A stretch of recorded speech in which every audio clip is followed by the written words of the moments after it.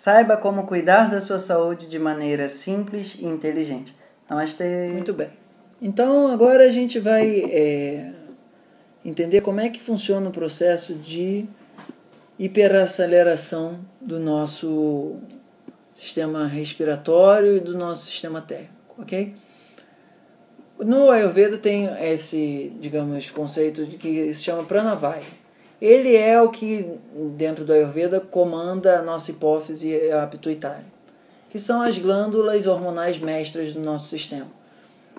Nosso sistema exatamente não funciona através de músculo, sangue ou qualquer coisa assim. Esses agentes, eles são agentes estruturais, mas os agentes que são funcionais mesmo são os hormônios e outras entidades que ligam e desligam as glândulas, né? Isso a gente chama muito no Ayurveda de Vata. O que liga aquela glândula ou desliga, na nossa medicina ela só liga e desliga. Não se tem essa relação de como ligar e desligar, né? O yoga tem uns trecos super esquisitos de fazer com que o coração da pessoa diminua num ritmo tal que ele bombeia uma vez a cada não sei quanto tempo, e o cara fica numa meditação profunda durante 5 anos. E parece que aquilo dali, o sistema fisiológico dele vivenciou um dia. Isso para a nossa medicina é bizarro, né? Como é que isso acontece? Mas isso é o entendimento de que se você tem uma maestria sobre Vata, você tem uma maestria sobre a parte do nosso sistema que a gente não controla. Que a gente só controla através da nossa respiração e não através exatamente da nossa vontade. Agora eu quero que meu coração pare de bater. Não é por aí que a gente acessa esse sistema de funcionamento. E aí o que acontece? A gente falou um pouco sobre o papel de cada uma das narinas. Na cultura do Ayurveda, a gente tem um sistema que ativa o nosso corpo e um sistema que suaviza o nosso corpo, tá? Que a gente chama na nossa cultura de simpático e parasimpático. Eu normalmente falo para as pessoas o seguinte: o fígado te parece ser um órgão quente ou frio? Quente. Quente, né? E o estômago em relação ao fígado? Frio. Mais frio, né? Se você tivesse um frio na barriga, você acha que você sentiria mais no estômago ou no fígado? No estômago. Né? O fígado é uma coisa assim mais agressiva em um certo sentido. A bilha é um negócio que chega ali para... Certo? Então, para a cultura do Ayurveda, isso se representa como um circuito elétrico no nosso sistema de árvore de Natal, que o ponto fundamental dele, o interruptor, são as narinas. Vamos entender dessa forma.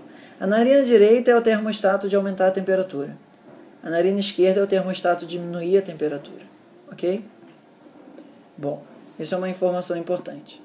Que a gente chama isso de Ida e Pingala. Por enquanto a gente não precisa muito ser específico com esses nomes, mas basicamente é o seguinte: quando o nosso corpo está precisando ficar mais acordado, ele faz uma respiração proporcionalmente mais ativa na narina direita. Ele está aumentando a atividade metabólica. Quando o nosso corpo precisa ficar mais devagar e mais restituindo tecido e construindo vida, ele ativa mais a narina esquerda. Por enquanto vamos chamar a narina direita mais de Pitta e a narina esquerda mais de Kapha. Ok? Por qualquer razão, seja que a gente está com raiva, seja que a gente está ansioso, seja que a gente está com algum grau de necessidade de realizar alguma coisa, tudo isso vai gerar um impulso maior na nossa narina direita. Ok? Se a gente está mais deprimido, se a gente está mais triste, se a gente está mais desesperançoso, isso vai ter uma tendência a deixar a nossa narina esquerda mais ativa. Então, o que o Ayurveda faz? O yoga, né? Ele faz com que a gente tenha a capacidade de regular o nosso termostato de acordo com o nosso discernimento. Suponha que, eventualmente, você está numa situação que está muito acelerado, tua mente está muito ansiosa ou qualquer coisa assim, e isso está se expressando no teu sistema como excesso de calor. O que a cultura do yoga e Ayurveda está te dizendo? A sua narina direita está hiperativa. O que ela recomenda? Ela recomenda que você tape a narina direita e fique algum tempo inspirando pela esquerda. Se você quiser fazer um teste mais assim agressivo para ver o quanto isso funciona, você pega uma situação onde você esteja com algum grau de desconforto térmico em relação ao calor, tipo você está em casa e você fala, pô, tá quente. Aí você tampa a narina direita e fica respirando ali um tempo. Um tempo é no mínimo uns 5 minutos. Vê o que acontece com a tua temperatura. Aí, eventualmente, você vai perceber que, de fato, a tua temperatura diminuiu. Aí você vai falar, bom, mas pode ser que é simplesmente pelo fato de eu estar respirando por uma narina só que está fazendo isso. Você pode estabelecer um monte de relação causal que uma narina só diminui a temperatura do teu corpo. Aí você testa. Você tapa a esquerda e fica só respirando pela direita. E aí você vê se o teu corpo está diminuindo a temperatura ou não. Se não fizer a menor diferença, cara, não tem a menor importância. Isso precisa ser uma experiência vivencial onde você observa que esse treco faz diferença na prática, ok? E assim, por que a narina direita aumenta o nosso metabolismo e a esquerda diminui? Tem até explicação para isso. Mas por enquanto a gente só vai testar essa possibilidade. Que cada uma das narinas tem um papel significativo na homeostase do nosso sistema. E 2, que é bem definida a direção. A esquerda diminui a temperatura e aumenta a nutrição dos tecidos, que a gente chama, tem um metabolismo mais lunar. Ele inunda e traz mais plasma. E no outro, ele acelera e, de alguma maneira, aumenta a atividade metabólica. Ok? Então, esse é o ponto 1. Quando você está com muito calor, a dose mais forte é você ficar inspirando e expirando pela esquerda. Quando você está com muito frio, a dose mais forte é você ficar inspirando e expirando pela direita. Tá? Mas isso não está mexendo no teu vata, isso está mexendo no teu pito e teu kapha, ou seja, você está aumentando muito a atividade metabólica, mas você não está fazendo com que o teu corpo se mexa para uma estrutura, para um sistema estruturalizante mais naquele setor como um todo. Você está mexendo só na temperatura, ok? Mas se, por exemplo, você não está querendo lidar exatamente com a temperatura, você está querendo lidar com a preguiça. Você está querendo deixar que todo o teu sistema de atividade metabólica como um todo esteja mais potente. Nesse sentido mais sistêmico. Aí, em vez de você inspirar e expirar pela direita, que é só mais uma coisa de regulação térmica, você inspira pela direita e expira pela esquerda. Você começa pelo quente e termina pelo frio. Você vai levando o calor para outra parte do teu sistema. Ok? Isso a gente chama de Surya Veda, que é a respiração solar.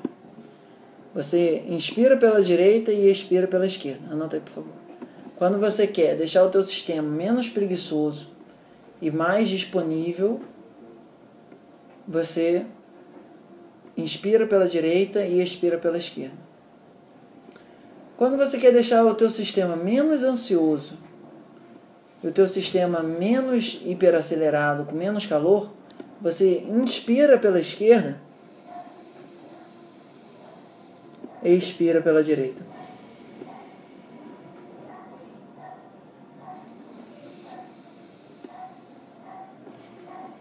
Essa pela esquerda. Inspira pela direita. Inspira pela esquerda e expira pela direita. Inspira pela lua e expira pelo sol.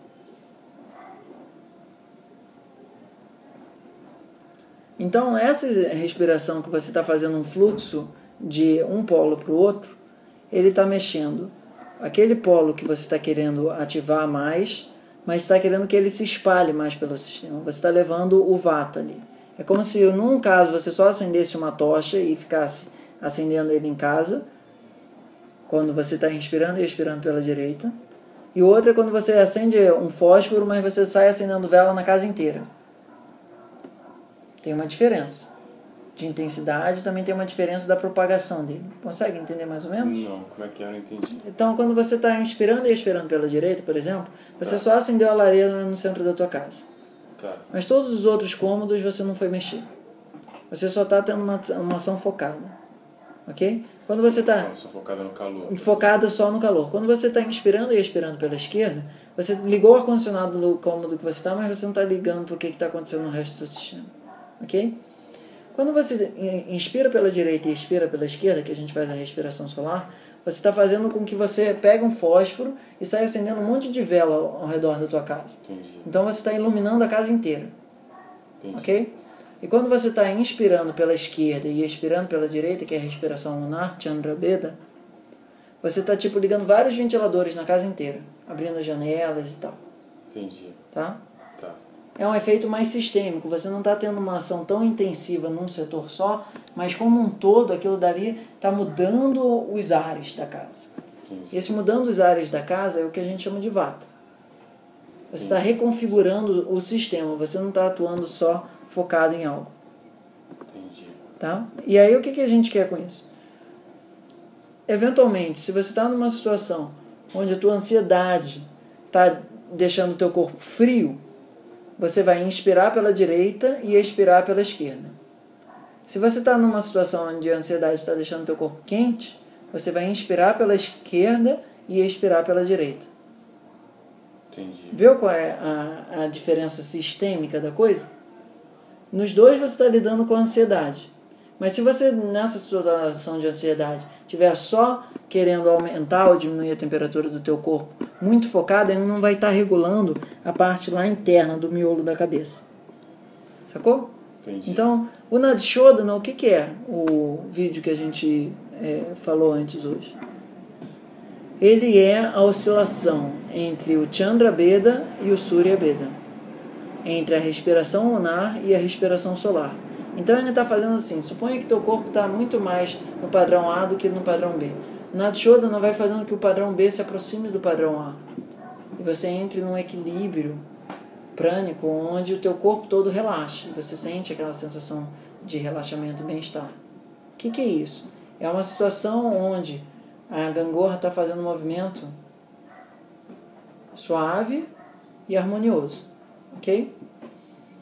Agora, eventualmente pode ser que você esteja numa situação onde você chegou num lugar e ficou com muito calor.